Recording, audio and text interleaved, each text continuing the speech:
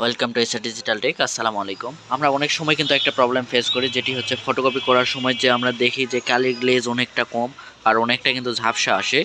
আমাদের original copy থেকে কিন্তু এই প্রিন্ট বা ফটোকপি আমরা করছি, কিন্তু কালির গ্লেজ কিন্তু অনেকটা কম। আর এই কম হওয়াতে কিন্তু একটা প্রবলেম হয়। সেই প্রবলেমটা আপনারা কীভাবে সলভ করবেন সেই বিষয়টি নিয়ে এখন আমি দেখাবো। আপনারা যেটি করবেন সবার প্রথমে সেটি হচ্ছে আমাদের ডিসপ্লে কিন্তু আমরা এখন দেখাবো। এই ডিসপ্লেতে আপনারা দেখতে পাচ্ছি যে সব কিছু কিন্তু অটো করা আছে, অটো করাই থাকবে। আসলে এখন যেটি আমরা করব, আমাদের যে প্রিন্টারটি এর পাওয়ারটা অফ করে দেব। আমাদের পাওয়ার সুইচটা কিন্তু সবসময় হাতের বাম পাশে থাকে। পাওয়ার সুইচটাকে আমরা এভাবে অফ করে দিলাম। অফ করে দেওয়ার পরে আমরা কিন্তু ডান পাশে আসবো। আসার পরে আমাদের যে কভারটির হালকা একটু পুশ দিলেই কিন্তু খুলে যাচ্ছে।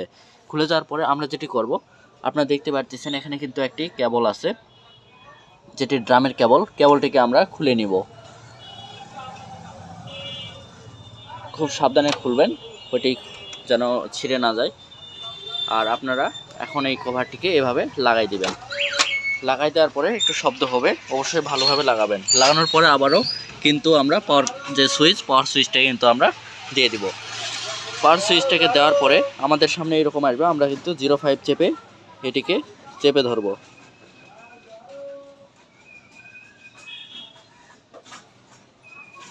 আমাদের হয়নি, আবারও যেটি করব, আমরা পাওয়ার সুইচটাকে অফ করে দেব এবং পাওয়ার সুইচটাকে আবারও অন করে দেব। এখন যেটি করব, 05 চেপে ধরব। 05 চেপে ধরার পর আমাদের ডিসপ্লেতে কিন্তু শো করবে। এখানে আমরা যেটি করব, আমরা 2000 কেটে দেবো। এটি কেটে দেওয়ার জন্য আপনি এই বাটনে ক্লিক করবেন। 2020 অপশানটি ক্লিক করার পর আমরা স্টার্ট অপশানে ক্লিক করে দেব। এখানে 140 কিন্তু আছে, আমরা যেটি করব 143 করে দেব। এটি আমরা 143 করে 44 দিয়ে দিলাম। দেওয়ার পরে ওকে প্রেস করবেন। ওকে প্রেস করার পরে যেটি আপনারা করবেন, আপনারা কেটে দিবেন।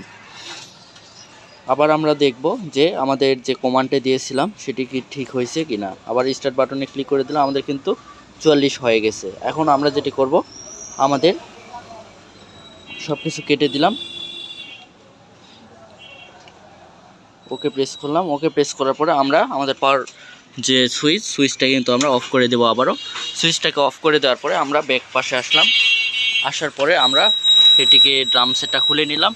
খুলে নেওয়ার পরে আবারও যে সুইচটা আমরা খুলেছিলাম সেই সুইচটাকে কিন্তু আমরা এখন লাগাই দেব।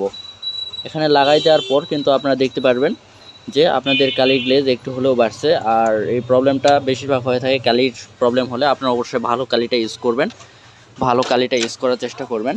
আপনারা যদি পারেন তাহলে একদম যে টোনারটাকেই কিন্তু আপনারা নতুন টোনারটা, ওইটা প্রায় সম্ভবত প্রায় 2700 থেকে 3000 টাকার মতো নেবে।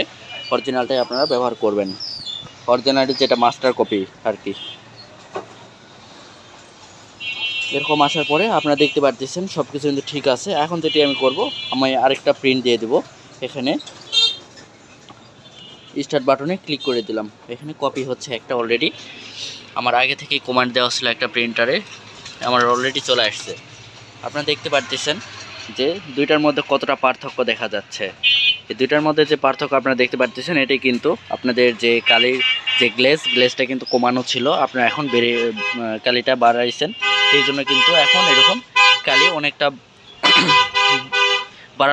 গ্লেজ বাড়ানোর কারণে কিন্তু ফটোকপি যে ক্লিয়ার এটা ভালো আসছে। আর যদি আপনারা আরও গ্লেজ বাড়াতে চান তাহলে আপনারা যেটি করবেন, ইউজার ফাংশন অপশানে ক্লিক করে দিবেন। ইউজার ফাংশন অপশান থেকে আপনারা চলে আসবেন যেটি কপি অপশান থেকে এক্সপোজার যে লেভেলটাকে আপনারা একটু বাড়াই দিবেন। দেওয়ার পরে ওকে প্রেস করবেন, ক্যান্সেল অপশানে ক্লিক করবেন।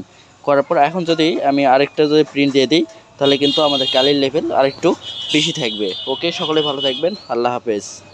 ভিডিওটি ভালো লাগলে অবশ্যই লাইক এবং সাবস্ক্রাইব করে পাশে থাকবেন।